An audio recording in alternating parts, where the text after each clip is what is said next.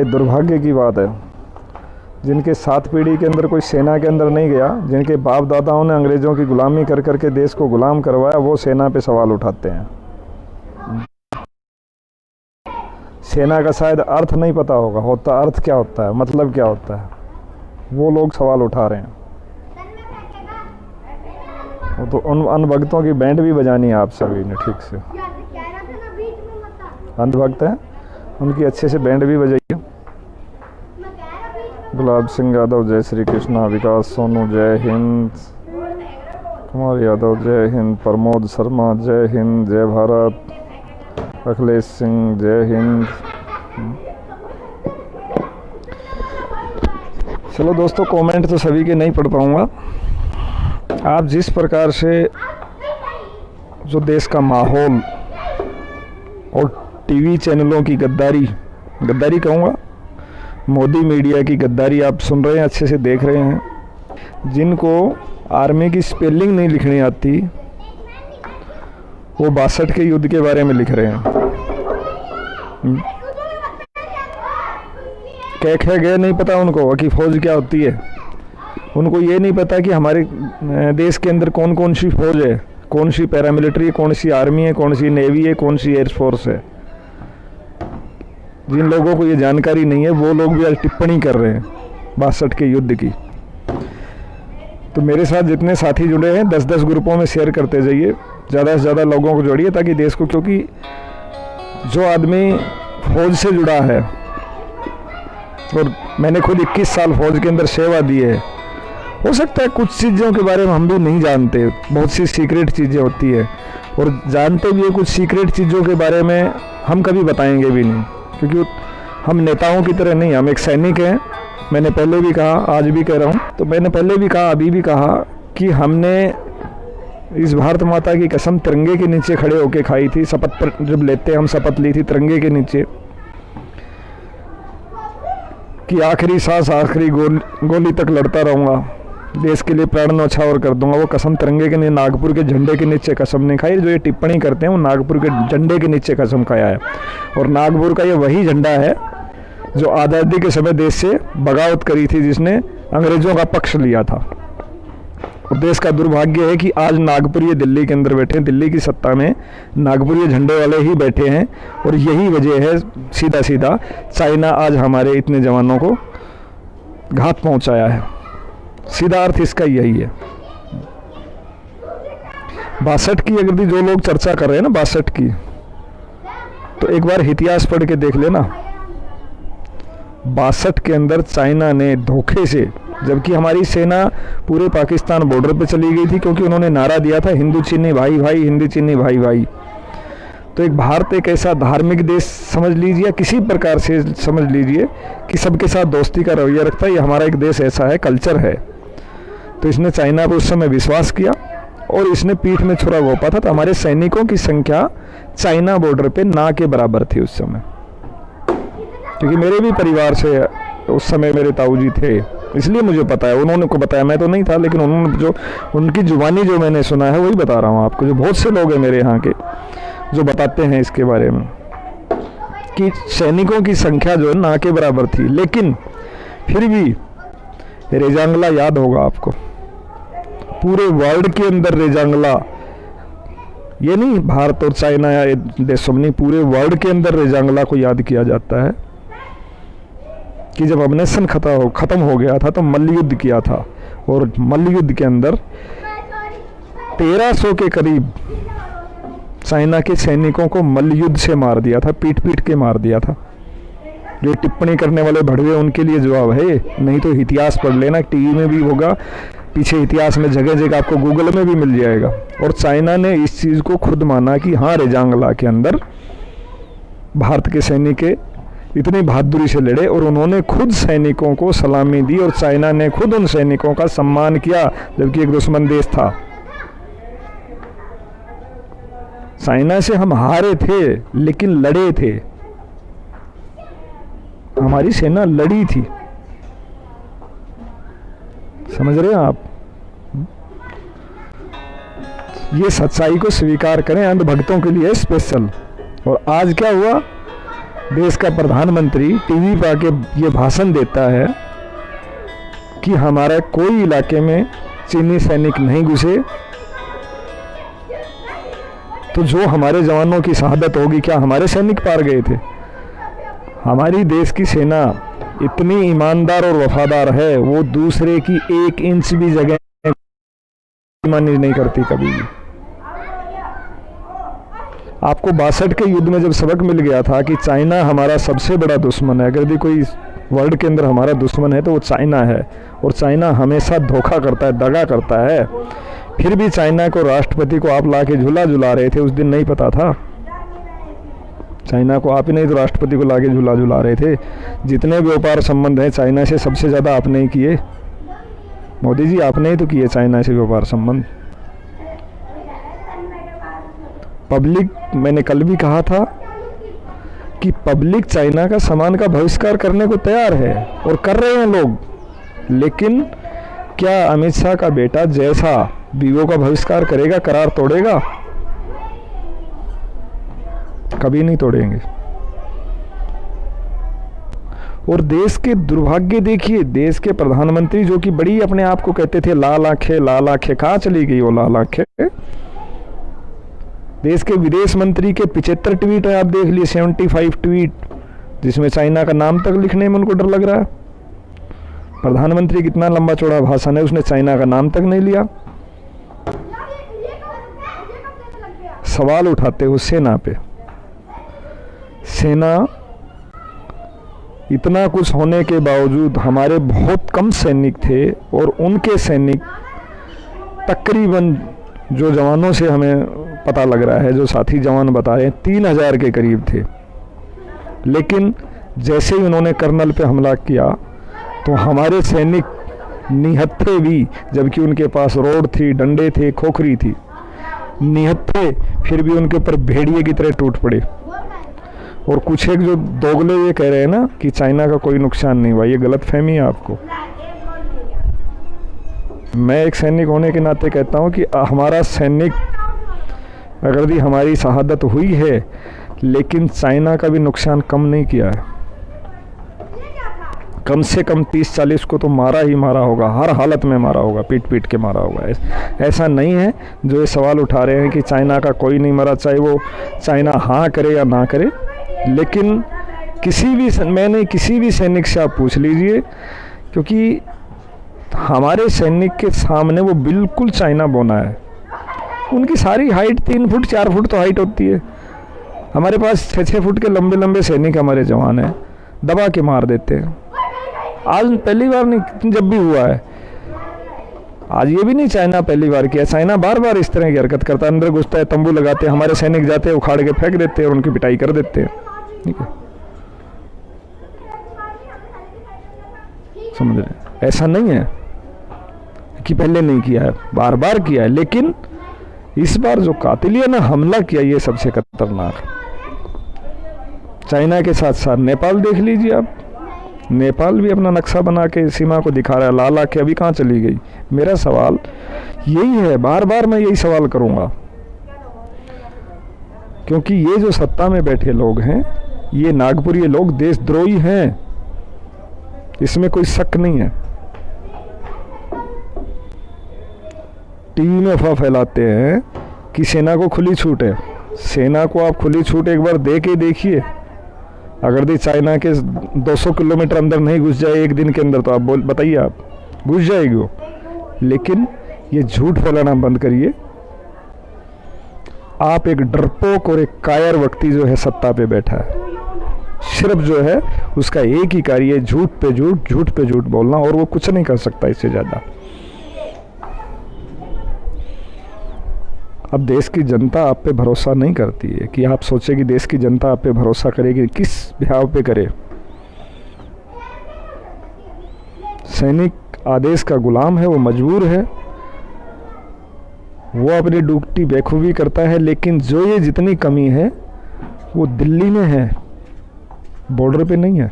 समस्या सारी दिल्ली में है, और सारा ये खेल है राजनीति का। जिस प्रकार से पुलवामा हमला हुआ था, जिसका मास्टरमाइंडर देवेंद्र सिंह पकड़ा गया। आज चुनाव के टाइम पे उसी देवेंद्र सिंह को जमानत मिलना। अनपढ़ देश नहीं, अब देश पढ़ा लिखा हो गया, सब जानता है। सबसे ज़्यादा गद्दार जो है ये देश के अंदर बैठे हैं, बाहर नहीं है। और अंदर कौन बैठे हैं? वो राजनीतिक लोग बैठे हैं। कोई सेना पे, जवान पे टिप्पणी करे या किसी अधिकारी को इस मामले पे टिप्पणी करे, ये गलत है। क्योंकि सेना तत्पर, कभी भी आप देख दीजिए, ये वही सेना है जिसको आपको, जिस पे तुम आस लगाए बैठे, जो तुम्हारे लड़ लिए। तुमने कभी जिस आदमी को ट्रेन में बैठने की टिकट नहीं दिया, जिस जवान को दिया कभी सीट, किसी ने नहीं दिया आपने, वो लेटरिन के पास भी बैठ के गया। लेकिन फर्क सिर्फ यही है कि जो कसम खाता है, जो प्रतिज्ञा खाता है, वो भारत माता की कसम खाता है, तो वो तिरंगे के नीचे खड़ा होकर खाता है। और जो सत्ता में बैठे हैं, उन्होंने जो कसम खाई थी वो नागपुर के झंडे के नीचे खाई थी। भाई साहब, चाइना का फिगर 4 तक आ गया है और कह रहा है कि कोई नहीं घुसा सीमा में। भैया झूठ पे झूठ मुकदम भाई, ऐसा नहीं है कि चाइना सीमा में नहीं घुसा, चाइना सीमा में घुसा है। मैं कह रहा ना, ये सारी अगर कोई गद्दार अगर कोई बैठा है, तो वो गद्दार बैठा है दिल्ली में बैठे हैं, दिल्ली के तख्त पे गद्दार बैठे हैं। सेना तो सक्षम है और सेना तैयार है। आज भी सेना वही तरीके से चाइना को मारेगी जैसे रेजांगला में मारा था। और सेना गुस्से में है, जवान इस बात के गुस्से में, क्योंकि जो जवान साथ में रहता है उसे पता है कि मेरे साथी के साथ, मेरे भाई के साथ, वो अपना भाई समझता है, मेरे भाई के साथ जो बर्बरता हुई है वो उसका बदला लेने के लिए आतुर है। हम ये नहीं कहते कि आप चाइना से युद्ध करें, लेकिन जिस प्रकार चाइना ने घात किया आप उसी प्रकार घात कीजिए। लेकिन आप तो ये हाँ करने को ही तैयार नहीं कि चाइना में हमारे इधर घुसा है, तो घात क्या करेंगे आप?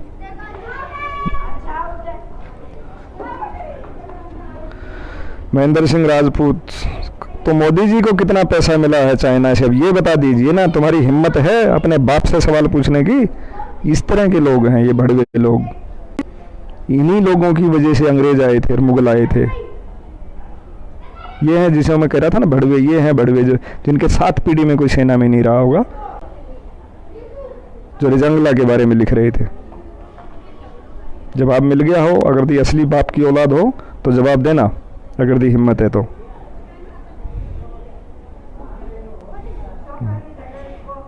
ऐसे ऐसे भड़वे हैं हमारे देश में। तुम्हारा बाप जो है देवेंद्र सिंह कैसे छूट गया? हिम्मत है तो जवाब दो, कोई भी व्यक्ति आके बताए मुझे। अरे देवेंद्र सिंह तुम्हारा मौसी का लड़का था जो छूट गया, या तुम्हारा दामाद है वो भी, जिसके सरेआम अफजल गुरु को दिल्ली उसने पहुंचाया, पुलवामा हमले उसने करवाया और हथियारों के साथ पकड़ा गया, लेकिन उसे जमानत मिल गई। नहीं है हिम्मत तुम्हारे अंदर बोलने की। क्योंकि इस देश के अंदर मैंने कहा ना, ये दोगलों जो दोगले हैं, जो देशद्रोही हैं, इनका डीएनए मुगलों का है, अंग्रेजों का डीएनए है इनका डीएनए। अभी छांट छांट के देखने पड़ेगा, ढूंढ ढूंढ के। अब इनको पहले तो इनसे निपटना पड़ेगा। नागपुरी झंडे का जो है,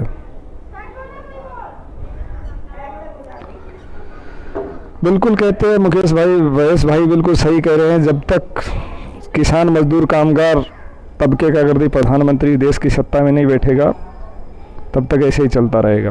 क्योंकि आज देश की सत्ता पे एक व्यापारी बैठा है जो सिर्फ लाशों का व्यापार करता है, सैनिकों का भी व्यापार करता है। मैं कहता हूँ सीधे तौर पे सैनिकों का व्यापार किया इसने। बताइए मोदी जी कि क्या मिला आपको चाइना से, क्या ऑफर मिला था जो इतने सैनिकों की शहादत करा दी आपने? अगर दी आपके पास जवाब है तो दीजिए। अगर दी आप ईमानदार हैं तो देश की जनता के सामने बताइए, सच बोलिए। मेरी ज़मीन पे उसने कब्जा किया था, हमने छुड़ा ली। आप में हिम्मत है तो बताइए, शर्म क्या है बताने के अंदर? लेकिन नहीं, लाल आंखें सब बंद हो गई। 56 इंच का सीना किसका होता है पता है? 56 इंच का सीना सबको पता है किसका होता है। मर्द का सीना तो 40, 42, 56 इंच का सीना ओनली फॉर किन्नर का होता है। तो आप समझ लीजिए।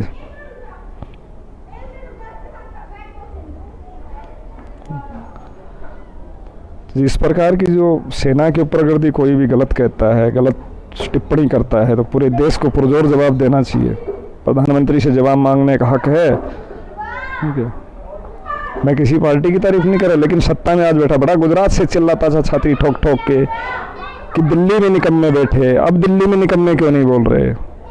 जब थोड़ा सा कुछ भी होता था तो कहता था दिल्ली की सरकार है, ये भौंकता था बड़ा जोर से। अब दिल्ली की सरकार क्यों नहीं जवाब देती? दिल्ली में बैठे लोग तो शहादत करवा रहे हैं सैनिकों की। हिम्मत है, पिछवाड़े में दम है तो जवाब दीजिए, वरना सत्ता को खाली करिए, छोड़ दीजिए सत्ता को। अगर भी थोड़ी बहुत भी इज्जत शर्म हो तो इस्तीफा दे देना चाहिए। सबसे पहले देश के विदेश मंत्री को देना चाहिए, प्रधानमंत्री को, रक्षा मंत्री को इस्तीफा दे देना चाहिए। किसी अच्छे और योग्य व्यक्ति को बैठाना चाहिए।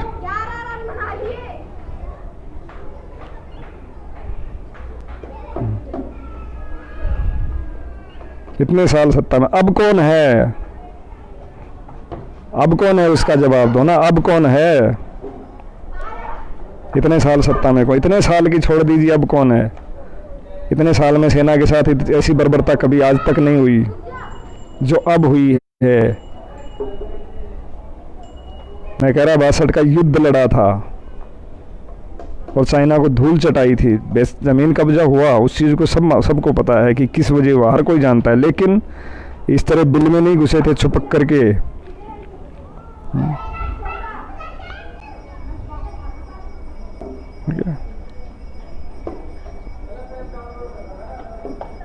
आज जवाब नहीं है इनके पास कुछ भी। बड़े आ जाते हैं अंधभक्त। सालों को इनको ये नहीं पता तुम्हारा बाप कौन है। आगे बोलते हैं सेना के ऊपर, सेना के ऊपर।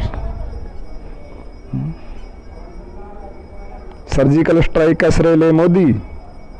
चाइना अंदर घुस जाए तो सेना की गलती। जैसे मोदी जी पीठ पे बम बांध के गिरा के आते हैं। अपनी गलतियों को छुपाने के लिए सेना गलत।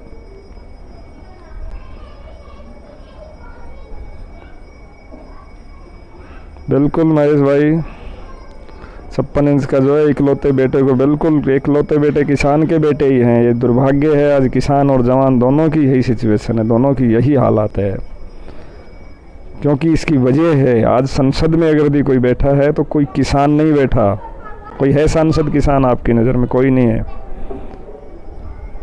या तो तेल मालिश वाले हैं, या फिल्म मेकर, फिल्म वाले समझ रहे वो लोग बैठे हैं, या कॉरपोरेट घराना बैठा है। दुर्भाग्य है। जब तक संसद के अंदर किसान, मजदूर, कामगार नहीं पहुंचेंगे तब तक देश की स्थिति यही रहेगी। तो अभी आगे जो चुनाव है आपने सोच समझ के वोट करना है। सबसे बड़ी चीज़ आपकी ताकत वोट की ताकत है कि ऐसी सरकार को उखाड़ के फेंकना है तुम्हें जो देश के सैनिकों की नहीं हो उसकी, वो देश की क्या होगी। इसका मामला आपके सामने है, फैसला आपने करना है। अंधभक्तों को पिछवाड़ा लाल करना अच्छे से।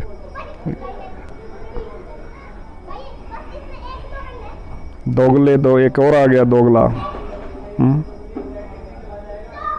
इनको बात करते समय भी थोड़ी बहुत शर्म नहीं आती कि हम किससे बात कर रहे हैं। मेरा इतिहास है, देख लेना। कितने कितने घर में तांबर पत्थर रखे हैं, नाम सुन लेना। एक बार ईश्वर सिंह आज़ाद का नाम सुनते हैं अंग्रेजों का पिछवाड़े से धुआं निकलती थी। उसी खानदान में वही खून है मेरी रगों में भी। तुम्हारा वाला खून नहीं है कि सत्ता के लालच में किसी ने अपनी बहन की शादी कर दिया, किसी ने बेटी की शादी कर दिया, दामाद बना लिए थे तुम लोगों ने। हमारा तो इतिहास सदियों सदियों से, पीढ़ी दर पीढ़ी हमारा इतिहास चलता है कि हमने सत्ता की खिलाफत की है, किसी की भी हो चाहे। पहले इतिहास पढ़ के आया करो, फिर बात किया करो। चलो, सभी साथियों को जुड़ने के लिए धन्यवाद।